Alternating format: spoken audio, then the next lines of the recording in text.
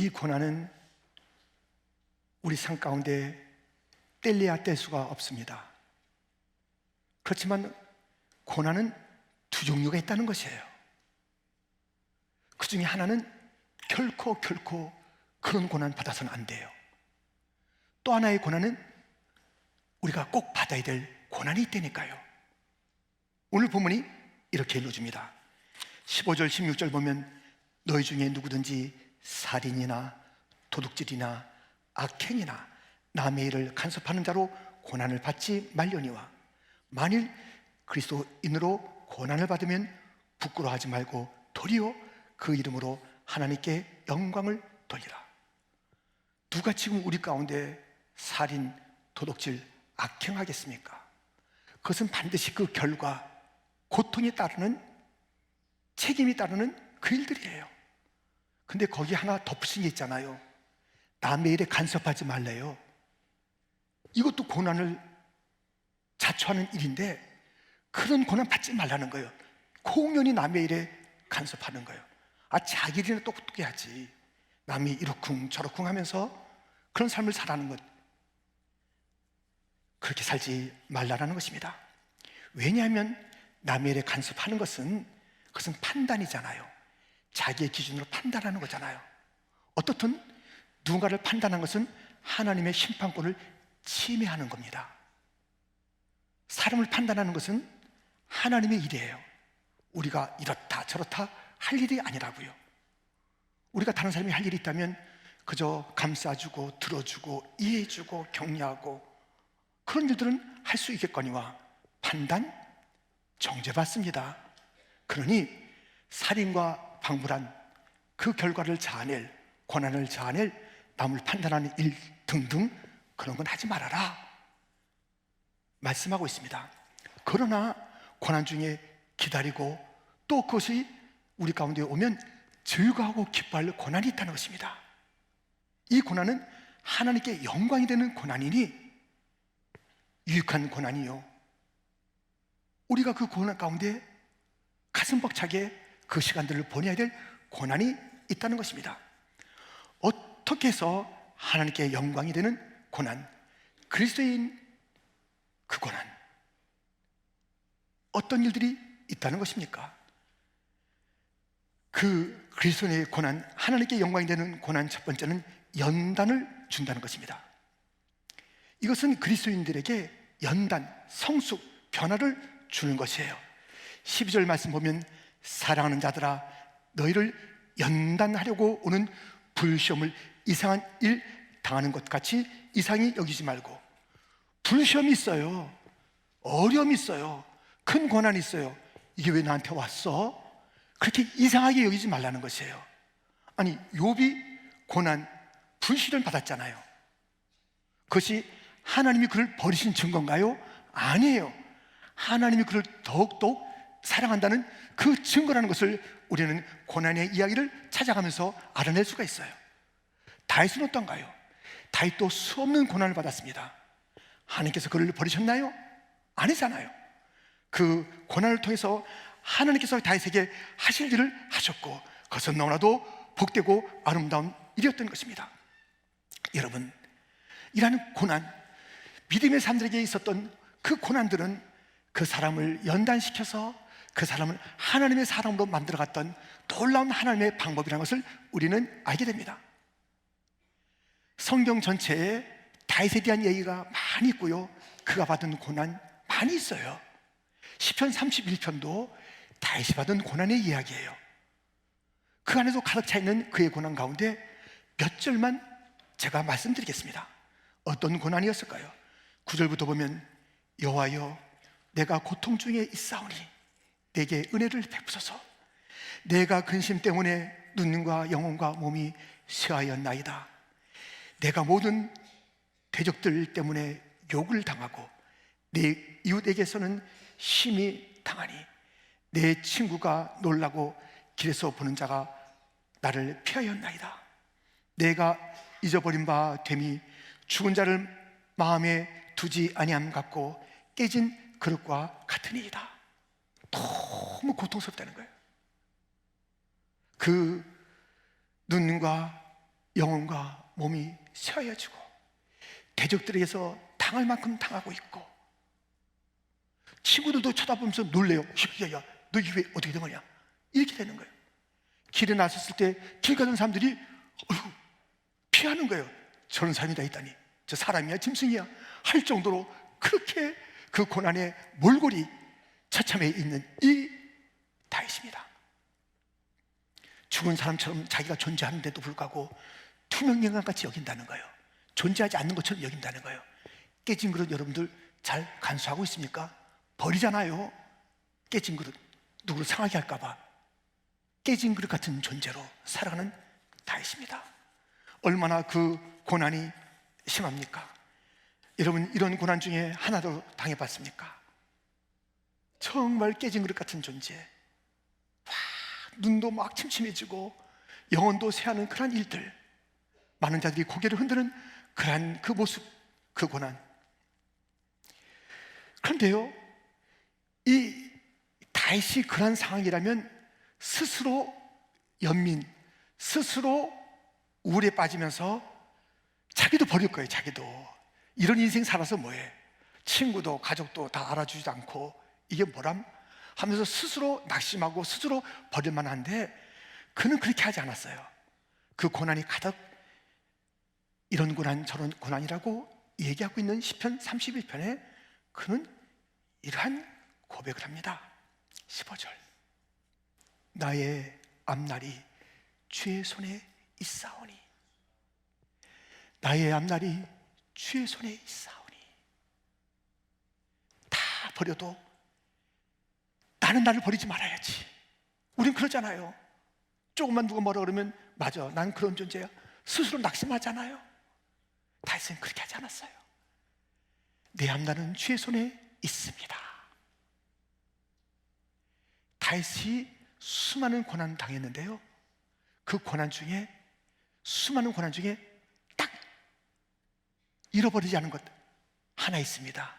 붙잡은 것 하나 있습니다. 뭔지 아세요? 뭔지 아세요? 예배. 예배는 버리지 않았어요. 예배하며 찬양하는 것은 아무리 힘들어도 저 굴 속에서도 찬양했어요. 기도했어요. 예배드렸어요. 그가 정말 그 고난 중에, 너무 극심한 고난 중에 간절히 원했던 것은 주님의 말씀이에요. 말씀. 목마른 사슴이 희나물 찾게 갈급한 같이 내 영혼이 주를 찾게 갈급하나이다. 그럼 빨리 이 고통에서 벗어나야지가 아니라, 고통이 심해요, 너무 아파요, 너무 괴로워요. 하지만 그의 우선순위는 예배였습니다. 이렇게 그의 모든 것을 주의 손에 맡기니, 주님께서 어떻게 하시겠냐고요. 주님, 난 주님밖에 없어요. 주님 앞에 나의 미래를 맡겨요. 나의 앞날을 주 앞에 맡겨요. 그러면 그 주님의 손이 그를 어떻게 다루겠냐고요. 마침내 그는 그 시편 31편 마지막 절에 여호와를 바라는 너희들아 강하고 담대하라. 강하고 담대한 자로 주님께서 만들어 주셨고, 당당한 자로, 너희가 나를 버렸느냐? 주님을 바라봐. 나도 어려울 때 주님 바라봤어. 너희가 나를 비난하라고 참 애썼다. 주님 바라보고 너희들도 회복돼야지. 깨진 그릇 같은 나를 갖다 주님께서 고쳐줬단다. 그렇게 말하는 회복된 모습을 이야기하는 장면을 시편 31편에서 계속 볼 수가 있는 것입니다. 고난의 이름은 연단입니다. 그 연단은 강하고 담대한 하나님의 사랑으로 빚어가는 것입니다. 여러분들 지금 눈도 침침하고 영혼도 막 가라앉고 여러 가지 몸도, 그리고 많은 자들에게 냉대도 조롱도 받고 있습니까? 그럴 때 여러분들 예배만큼은 놓치지 마세요. 교회만큼은 떠나지 마세요. 기도 시간은 다른 곳으로 대체하지 마세요. 그리고 고백하세요. 나의 앞날이 주의 손에 있사오니. 아멘. 우리 이 고백을 같이 한번 해봐요. 함께. 나의 앞날이 주의 손에 있사오니. 아멘. 주님이여 나의 앞날이 주의 손에 있나이다. 아무리 힘들어도 우리가 그렇게 고백하면 주님이 책임을 지시는 거예요. 너의 앞날이 나에게 있다고 하니 알았다, 내가 너를 거두리라. 너의 앞날을 내가 인도하리라. 내가 너를 도와주리라. 나의 앞날이 주의 손에 있습니다. 힘들고 어려울 때 예배를 놓치지 마시고, 아무리 캄캄해도 기도의 줄을 꼭 붙잡으시고 찬양하시고 나의 앞날이 주의 손에 있다라고 고백하시는 성도가 되기를, 그래야 이 고난이 연단이 되고 연단이 성숙이 되고 나를 변화시키는 놀라운 시간이 되는 그런 영광을 맛보기를 주님의 이름으로 축원드립니다. 왜 또 그리스도의 고난이 하나님께 영광이 되는가? 두 번째는 참여하기 때문입니다. 그리스도의 고난은 다른 고난이 아니라 그리스도인들의 그 받는 고난이 예수님의 십자가의 고난에 참여하는 것이기 때문입니다. 13절 말씀을 같이 읽겠습니다. 오히려 너희가 그리스도의 고난에 참여하는 것으로 즐거워하라. 이는 그의 영광을 나타내실 때에 너희로 즐거워하고 기뻐하게 하려 함이라. 아멘. 그리스도인의 고난은 그리스도의 그 고난에 참여하는 것이에요. 십자가에 참여하는 것이에요. 얼마나 놀랍습니까? 주님의 십자가에 참여하는 자가 되다니. 이 놀라운 일이 고난이니 우리가 고난이 있다는 것, 즐거워할 일이라는 거예요. 이것이 아니면 그리스도의 고난, 그 십자가 어떻게 내가 깨달을 수 있겠습니까? 나의 고난을 통해서 주님 가신 길, 십자가의 길, 외롭고 쓸쓸했던 그 길, 나도 지금 그 주님의 길이 어떤지를 조금 맛보게 되었습니다. 주님을 조금이라도 이해하게 되었습니다. 이 고난 가운데 주님이 홀로 걸으셨던 십자가의 길을 내가 지금 그 길을 깨닫게 되었답니다. 즐거워하는 것입니다. 그리스도의 고난에 참여한 자에게는 주님께서 다시 오셔서 상 주시는 거예요. 영광의 상을 주시는 거예요. 영광으로 덧입혀 주시는 것이에요.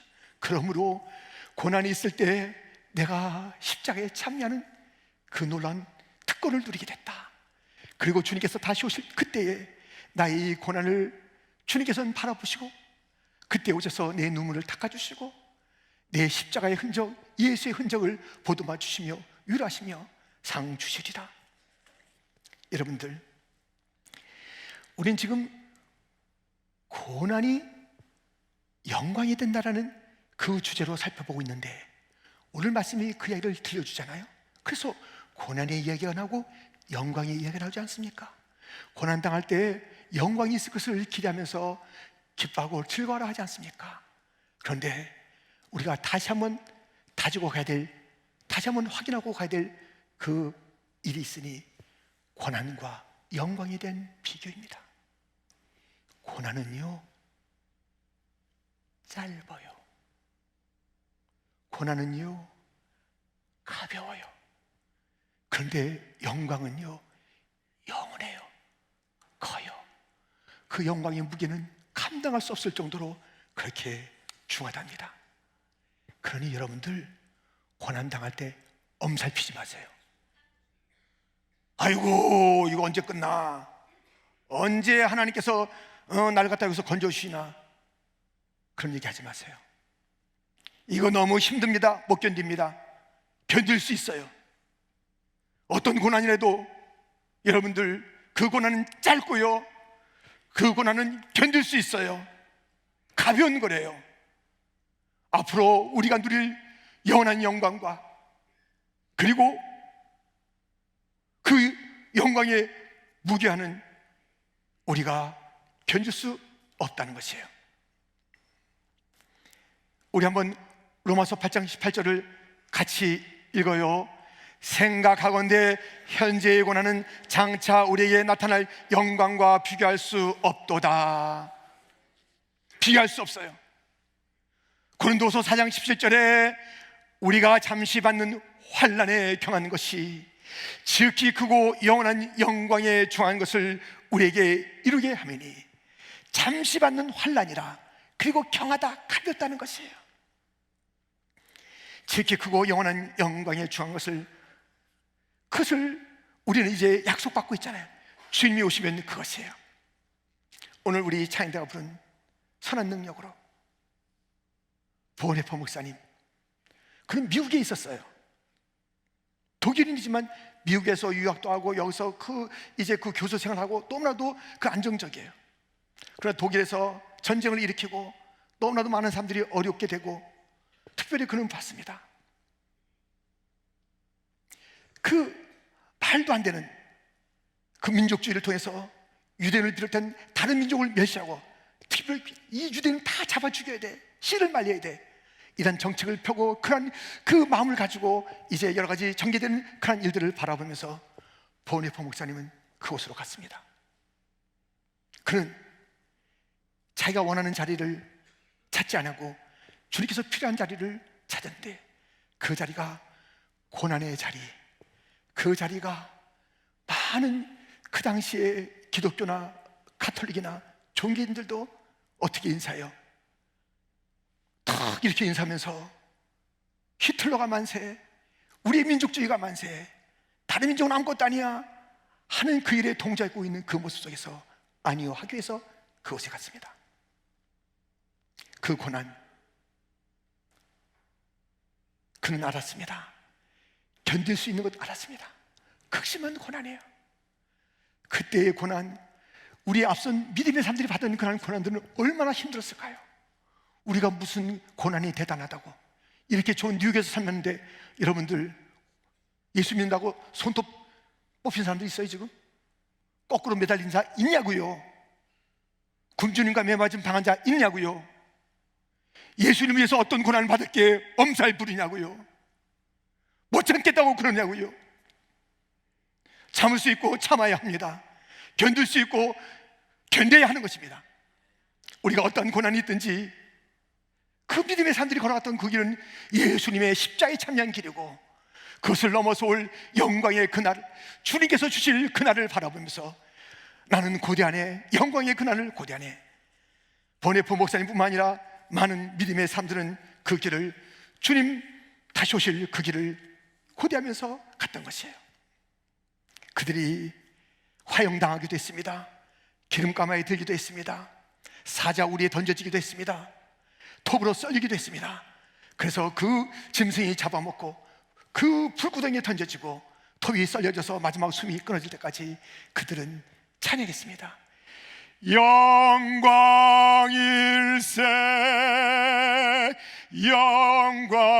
영광일세. 이 죽음 다음에 내가 누릴 영광, 주여 죽음을 주시니 감사합니다.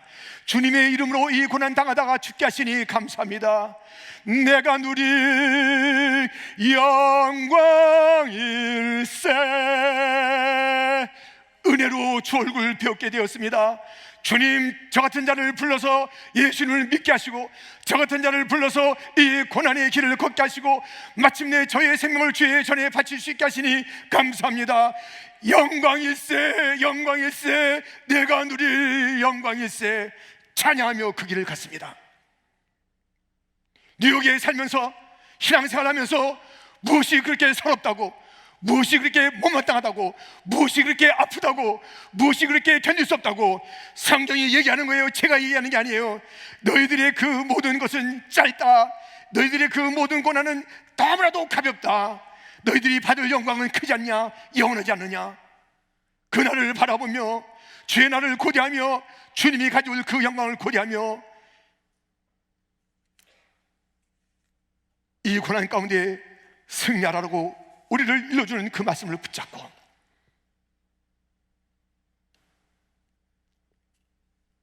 우리의 고난 가운데 예배하며 찬양하며 넉넉히 승리하는 자가 되기를 주님의 이름으로 축원드립니다.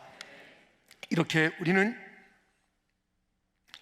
연단과 참회의 고난이므로 너무나도 영광스러운 고난일 수밖에 없는 것이고, 또 우리 그리스도인의 고난이 왜 영광이냐면 세 번째는 계심. 그 고난 가운데 성령께서 계시기 때문에 이게 영광스러운 거예요. 14절 말씀입니다. 너희가 그리스도의 이름으로 치욕을 당하면 복이 있는 자로다. 영광의 영 곧 하나님의 영이 너희 위에 계십니다. 여러분들, 우리가 그 지금 이 고난을 당하면 나중에 영광의 그 나라에 그 날이 그 상급이 있을 것이다라는 약속뿐만 아니라 고난 당하는 그 자리에 성령이 함께 하신다는, 성령이 계시다는 것이에요. 그러니까 우리 고난은 영광스럽죠. 주님께서 우리 고난당하는 우리에게 함께 계셔 우리를 하여금 그 모든 고난을 넉넉히 이길 수 있는 힘을 공급하고 위로해주고 능력을 주시는 것입니다. 에스겔 선지자는요 놀라운 환상을 받습니다. 무슨 환상인지 보세요. 에스겔 1장 4절, 내가 보니 북쪽에서부터 폭풍과 큰 구름이 오는데 그 속에서 불이 번쩍번쩍하여 빛이 그 사방에 비치며 그 불 가운데 단쇠 같은 것이 나타나 보이고, 북쪽에서부터 폭풍 큰 구름이 일어나는 것입니다. 너무나도 어두운 것이에요. 저 북쪽에 있는 나라들, 얼마나 하나님 모르는 그런 나라들, 아수르가 그랬고 바벨론이 그랬고 페르시아가 그러며 많은 일들이 정말 어려움을 갖다 주는 그런 폭풍우잖아요. 그런데 그것을 보면서 아이고 큰일 났네, 폭풍이네, 비바람이야, 먹구름이야. 그런데 가만히 보니까 그 가운데 불이 번쩍번쩍하면서 빛이 나는 거예요. 하나님의 임재를 본 거예요. 고난 가운데, 먹구름 가운데 버려두지 않은 하나님의 임재가 에스겔 선지자의 눈에는 보인 거예요. 여러분들, 고난의 자리는요 반드시 주님의 임재가 있으니 그 임재를 찾지 못하고 보지 못하고 계심에도 불구하고 환난만 보고 폭풍만 보고 먹구름만 바라보고 큰일 났다, 안 됐다, 나는 끝이야, 우리 집안 망했다고 앞으로 어떻게 살아, 발을 동동 구르고 땅을 치지 마세요. 그 고난 속에는 반드시 주님의 임재가 있습니다. 찬송가 345장은 이렇게 우리에게 일러주고 있습니다. 캄캄한 밤 사는 바람 불 때, 망령창파 망망한 바다에 외로운 배 한 척이 떠나가니 아 위태하구나, 위태하구나. 절망 중에 그 사공 떨면서도 한 줄기의 밝은 빛 보고서 배 안에도 하나님 계신 믿고 오 기도 올린다, 기도 올린다. 모진 바람 또 험한 큰 물결이 제 아무리 성내어 덮쳐도 권능의 손 그 노를 저시니 오 잔잔한 바다, 잔잔한 바다. 여러분들, 찬송은 뭐라고 우리에게 일러줍니까? 예, 캄캄한 밤 사나운 바람이 분다. 외로운 배 한 척이 위태하게 떠 있구나. 그러나 그 절망 중에 그 사공이 한 줄기의 밝은 빛을 그곳에서 본 곳이에요. 그래서 고백하기를 뭐라고 그래요? 배 안에도 하나님 계심 믿고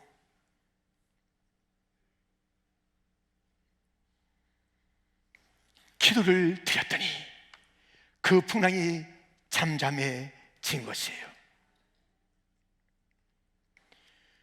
배 안에도 하나님 계심 믿고 오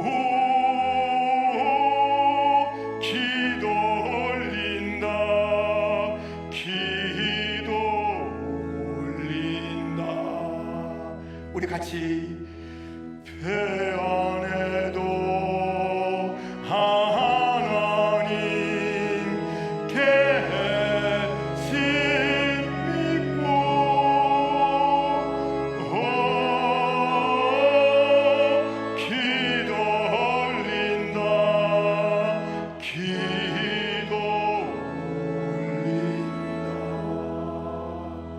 풍랑이는 바다에 이럴 편주가 있지만 그 가운데 주님 계심을 믿으시기를 주님의 이름으로 축원드립니다. 그리고 기도하면 그 풍랑은 잠잠해집니다. 머자나 잠잠해집니다. 견딜 수 있는 풍랑입니다. 주님이 능히 다스릴 풍랑인 줄 믿습니다. 여러분들, 고난의 바람이 불 때 자꾸 밖으로 날아가는 자가 되지 마십시오. 고난의 바람이 불 때 안으로 주님의 품에 안기는 자가 되기를 주님의 이름으로 축원드립니다.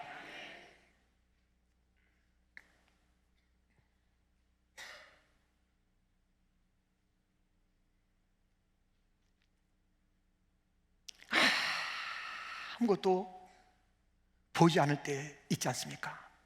여러분의 생애 가운데, 저의 생애 가운데 그런 날들이 있지 않았습니까? 어떻게 지금까지 살아온 겁니까? 이민이라는 그 결정은요, 그냥 이것은 엄청난 그런 그 변화고요, 거기에 따르는 그 앞에 그 과정에 그 뒤에 고난은 말로도 할 수 없는, 지금 이 나이 때까지 이민이 아니더라도 삶 자체가 고난인데, 돌이켜보니 이민의 삶도 그렇고 또 우리가 떠났던 고향의 그런 삶도 그렇고 얼마나 많은 어려움들이 있었습니까?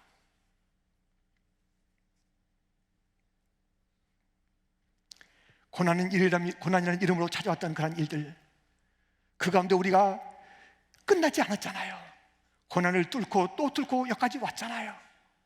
우리가 고난 만났을 때 기도함으로 주님을 더 깊이 만나는 그런 계기가 됐잖아요. 고난이 없었다면 우리가 이렇게 됐을까요? 이렇게 주님을 구하는 자가 됐을까요? 우리가 모든 것이 잘 나갔다면 우리는 사실 이 자리에 있지 않을 수가 있어요. 여행 가야지, 놀러 가야지, 친구 만나야지, 취미생활 해야지, 부해야지, 마셔야지. 고난이 있게 우리의 삶을 다시 한번 정신 차리며 주 앞에 우리의 삶을 내어놓고 기도하며 온 것입니다.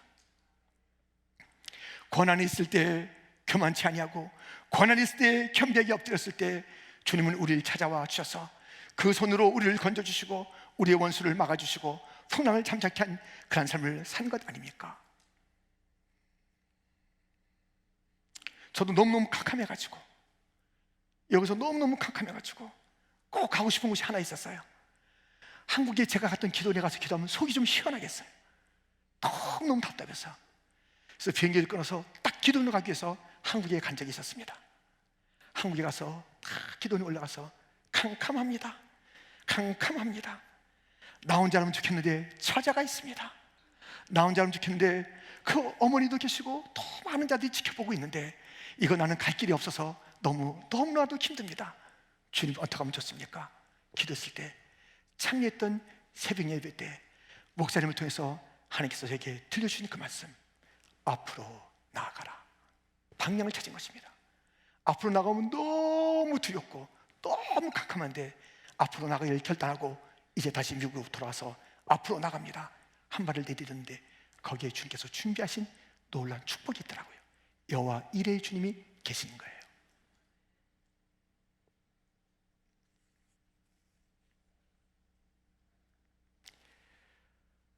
여러분들, 캄캄했을 때,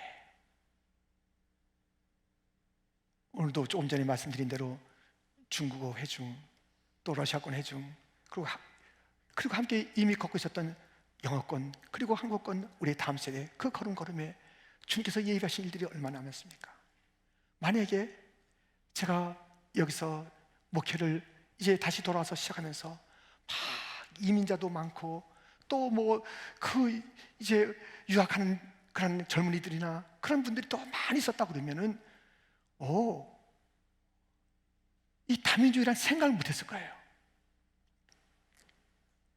그런데 이민자가 없고 있는 자도 떠나는 그런 상황 속에서 주님 어떻게 하면 좋습니까? 이 이민 목회의 길이 보이지 않습니다. 그때 주님께서 들려주신 그 음성, 내가 왜 한인들의 아버지를 뿌리겠느냐? 나는 열방의 아버지다. 이 열방이 다 내 품으로 돌아와야 된다. 그런 마음을 주시면서 한 걸음 한 걸음 인도하신 그 길, 캄캄했을 때에 그 열방의 아버지를 만나게 된 거예요. 열방의 아버지를 그렇게 이해하지 못했던 거예요. 얘기는 했고 그렇게 기도는 했지만 열방의 아버지가 구체적으로 이렇게 수많은 민족을 품고 그들의 아버지가 되어주시는 것을 어려운 가운데 만나게 된 하나님인 겁니다. 여러분들이요, 어떠한 어려움이 있어도 우리는 그 고난 가운데 주님을 더 부르짖고 주 앞에 더 다가가고, 그래서 주님을 깊이 만나고 주의 역사를 체험하는, 그 고난 가운데 계신 주님을, 그 임재를 누리고 만나고 그 주님으로 통해서 놀라운 일들과 기적을 체험하는 성도가 되기를 주님의 이름으로 축원드립니다. 고난이 있어도 절망하지 마세요.